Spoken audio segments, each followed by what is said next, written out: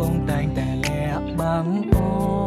នលួចមានស្រីនៅខាងក្រៅរកផ្លូនអាយរូបអូននេះសរសាបងថាជាមនុស្សប្រុសដែលល្អហាមអូនមុននឹងធ្វើអ្វីត្រូវសួរបងសិនជីវ៉ាមិនឲ្យរូបអូនផ្ដេសផ្ដាសឡើយណាត្រូវចាំថាអ្វីជីវ៉ាគឺជារូបបងរូប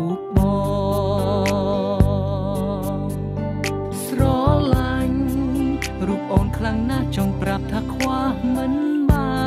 នតែសុំត្រឹមយ៉ាងគឺបងចង់បានសេរីភាពមិនចង់ឲ្យអូនមកដាក់គំនាបលើជីវិតបងអាចលួចមានស្រីបានតែអូនមិនអាចមានទេ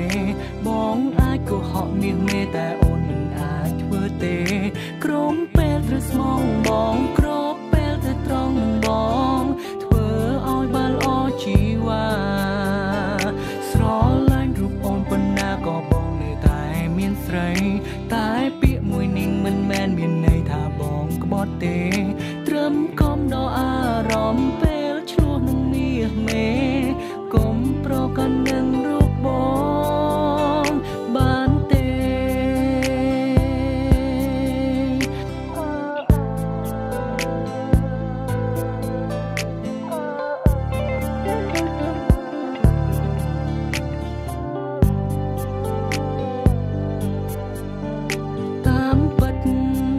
ពេលខ្លះក៏គិតថាខ្លួនឯងសែនចោមសៀសងសារអត់តែមិនកែមានឆ្លៀតចង់តែពៀតស្រីផ្សេងបើសិនថ្ងៃណាអូនតន់ជន់កែងបងនឹងស្រីផ្សេងទូត្រូវប្រឈមមុខគ្នាបែកឆ្វេងក៏បងមិនលែង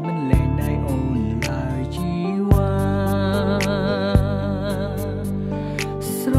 ឡាញ់រូបអូនខ្លាំងណាស់ចង់ប្រាប់ថាខ្វះមិនបានតែសុំត្រឹមយ៉ាងគឺបងចង់បានសេរីភាពមិនចង់ឲ្យអូនមកដាក់គំនាបលើជីវិតបងតួបងជាប្រុសមិនល្អក៏មិនឲ្យអូនឈឺចាប់តួបងជាប្រុសណែយ៉ាប់តែនិយាយស្ដាប់គ្នាបានតែអូនខុសពីបងអូនត្រូវតែស្មងត្រង់ព្រោះខ្លួនអូនជាមនុស្សស្រីតួស្រឡាញ់អូនប៉ុណ្ណាក៏បងនៅតែមានស្រីតែពាក្យមួយនេះមិនមែនមានន័យថាបងក្បត់ទេឲ្យតែលាក់អូនបានអូនគ្មានការរំខាន My first lady សុខសាន្តមានអ្វីត្រូវអរគុណគ្រប់យ៉ាងដែលអូនផ្ដល់ឲ្យបងពិតមានក្តីសុខមិនដែលស្គាល់ទេទុកជាតិនេះក៏ព្រោះមានអាចលួចមានស្រីបានតែអូនមិនអាចមានទេបងអាចកុហកមាសមេតែអូនមិនអាចធ្វើទេក្រុមពេលត្រូវស្មងបងគ្របពេលទៅត្រង់នឹងបងធ្វើឲ្យបានល្អជីវ៉ាស្រឡាញ់រូបអូនប៉ុណ្ណាក៏បងនៅតែមានស្រី